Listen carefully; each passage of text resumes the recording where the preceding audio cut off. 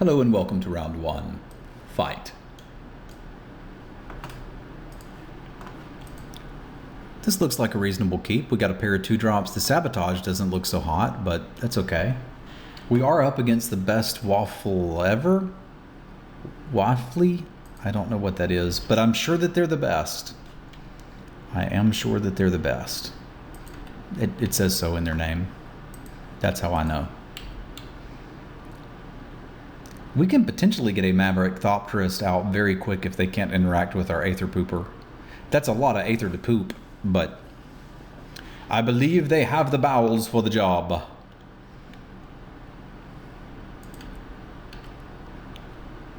Yeah, I'll take 2 to get it going.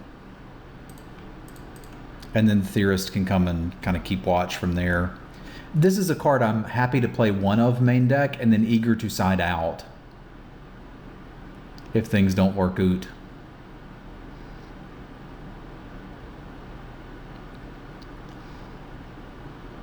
Sure.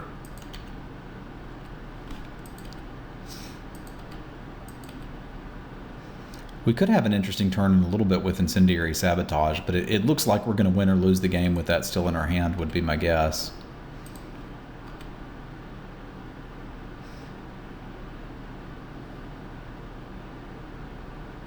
But we will see. Yes, we will see.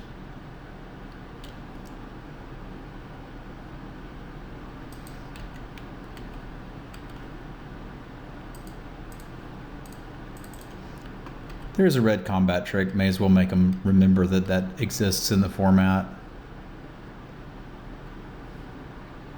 Alrighty then.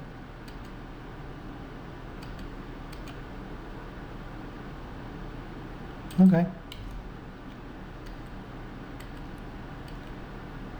That's a nice solid answer to that.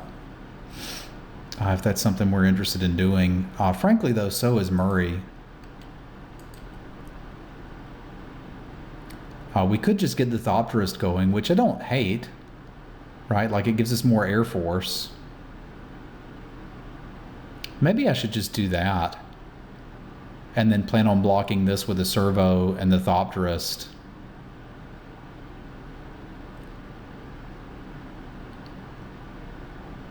Depending on how they attack, of course. Like, what's the other option? Ice over it and do nothing? Play Murray and nothing? I don't think I particularly like that plan. Like, the Thopterist can just answer it and leave me with a flyer if I want to go that route. If I had the second red, I would probably just run out Murray and see if they'll play a little bit more into a sabotage. But I am interested in trading beginning on the next turn, because if they're playing red, they could easily have the falter, the destructive tampering, I believe it's called.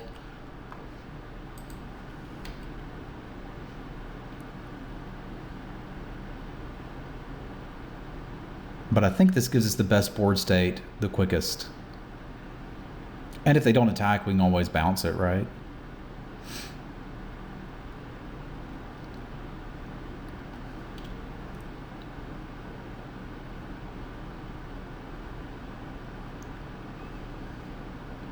Probably am going to take a scry end of turn. We'd be pretty interested in a mountain.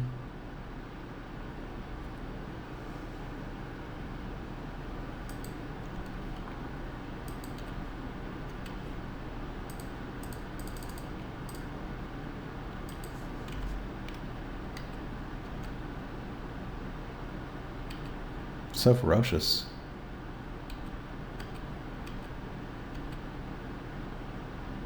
Now I kind of just want to ice it over. That looks like a combat trick to me. We'll block here, let you use your combat trick, and then ice this over next turn. Or Dispersal Technician, it either's fine.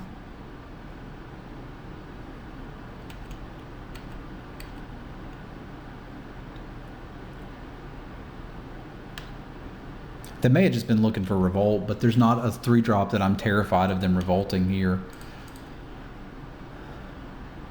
P-Fal's not bad. P-Fal's not bad.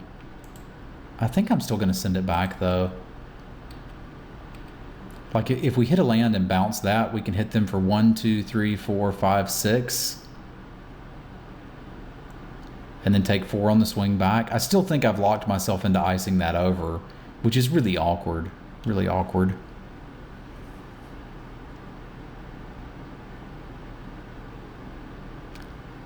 I guess I could always bounce the Iron League Steed and swing in the air.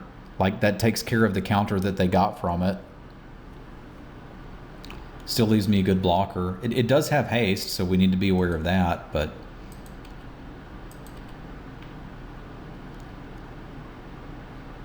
yeah, if I'm going for that play, we can get in with the Aether Swooper and the Thopters for sure. Maybe even the Theorist.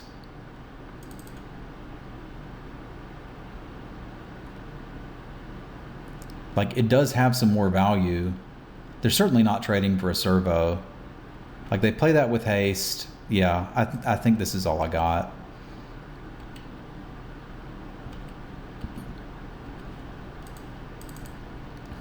If I don't use the ice over now, I may never be able to, but this does erase a lot of the value they got from their implement.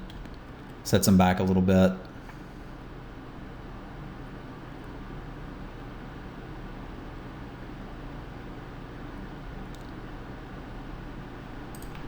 You got me.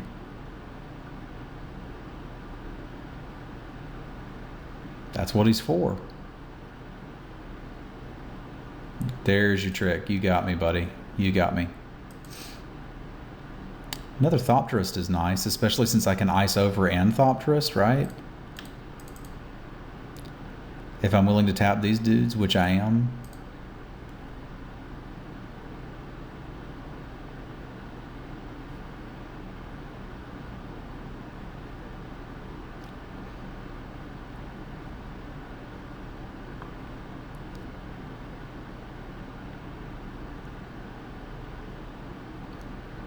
There still might be some value to be had for the Aether Theorist. I guess it's technically holding that back, but I mean, we'd trade the Thopterist for it too, so I'm kind of wondering about attacking for 1 here, but maybe that's a bit greedy. Maybe not. I gotta kill them before they draw a Falter effect or something. And we're in pretty good shape on this board state. If I was gonna do that, I should have done it before I played the Thopterist, but... also, them going to 11 isn't hugely different from them going to 12, but it could be. I am setting myself up to trade a 2-2 instead of a 1-3. But like I said, this could still have value. Like, we could get 2 scries and another token off of it.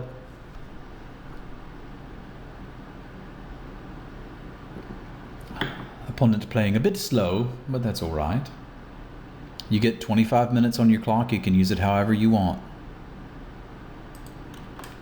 There we go. All right. Or you can use it to do that. Whatever your heart's desire. So it did look like a matchup where Incendiary Sabotage is going to be good. On the draw, though, I might rather just have something that can block a 3-1. This might be Narnum Cobra's day to shine. Or the Spark of Creativity. Like, I did say we'd play that too.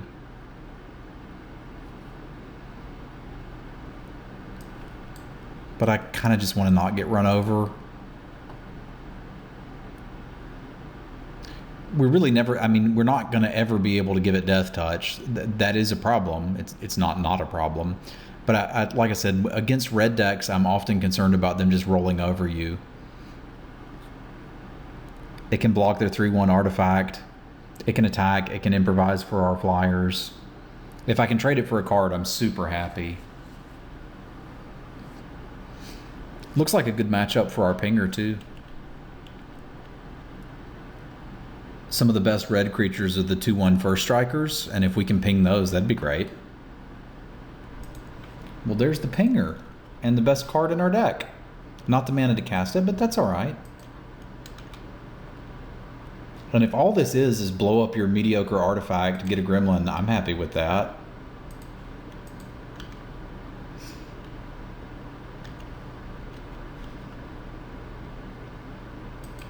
That guy can be a problem.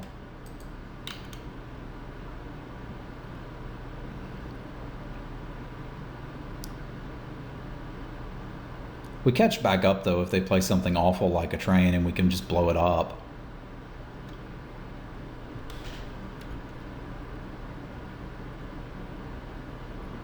That's not awful. We ain't thrilled about it, though. Pinger don't do a whole lot, but it's all I can cast, so here we go. Murray's looking pretty good. Peafowl, that attacks in. Ping it might be something we want to do. We'll see.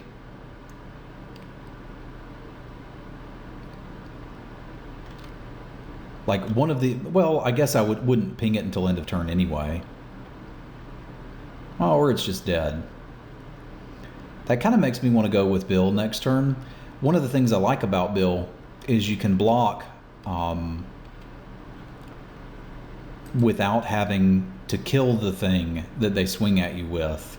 Now we've got an awkward spot here. Like if they just move the counters in and make a 5/5, we're probably dead. So I may actually have to Hungry Flames this. This is a triggered ability, so I can do it on their turn, but it turns on Revolt. But they've got Revolt anyway if they want it. You may move, and it asks you, yeah, I need to just kill this. I need to just kill this. Then we can get Murray going. And who knows, maybe they play 2 artifacts?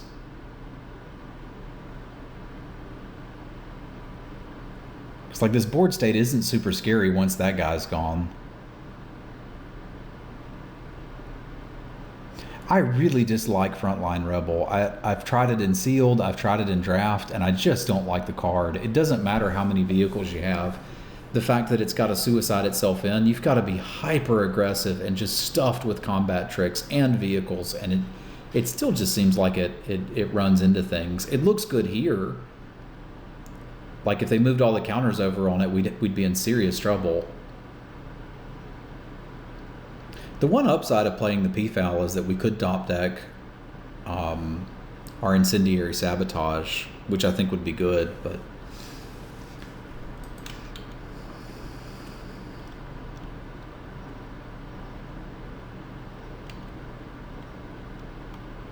Okay, no Revolt card is a good start for us. Because if you got like a Lifecraft Cavalry, you do that every time. Alright, Murray to stabilize. Well, the Peafowl stabilizes pretty good too. And does mean I'm going to have a guaranteed target for the Saheeli's Artistry. I think I like that actually. Well, yeah, there's so many more cards that kill it, and I do need to be stable here. We're going to give Murray a shot. Like if they just Appetite for the Unnatural or Natural Obsolescence or untap and use the kill spell on it, we get set so far behind. There's a chance they play an artifact. There's a chance we don't draw a land. Like if we don't draw a land, we'll just play it next turn. That's fine. And what I was saying about Murray is like we can block this. Like we can, if they attack with both, we can block it and not kill it, because that probably signals that they're looking for a Revolt trigger, or just being a silly Billy. That doesn't make a lot of sense when they've already just got Revolt on board, though.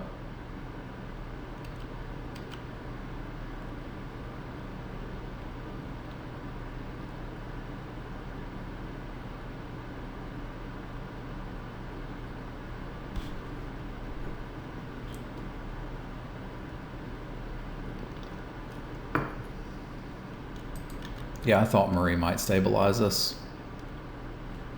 So let's use the most mana we can, get the Peafowl going.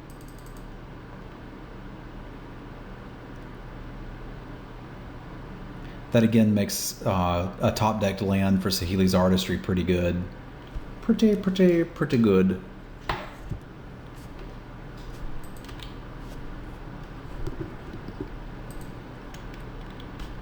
And we can attack with it. I mean, that's not irrelevant either. Like, if we don't draw something we can or want to cast next turn, we can just Drake or Trophy Mage. Trophy maging into the implement's not a bad idea. Fill our hand back up.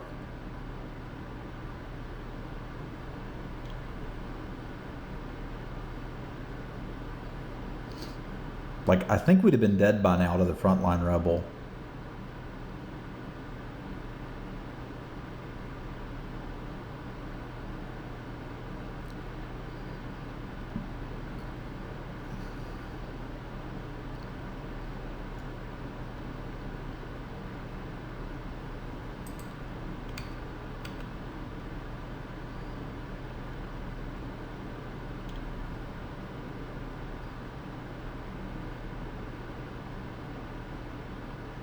Show me what you got.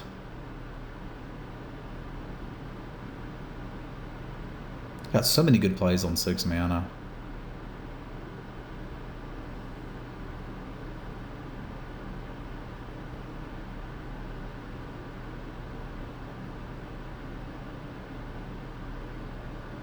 The one thing to be careful of, again, is that falter effect. Like, it is the most playable falter effect I have ever seen.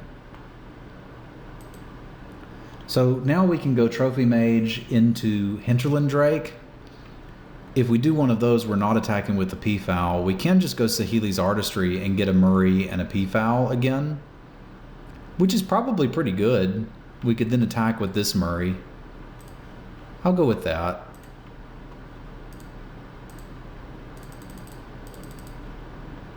I don't think they have removal spells, or they'd already used it.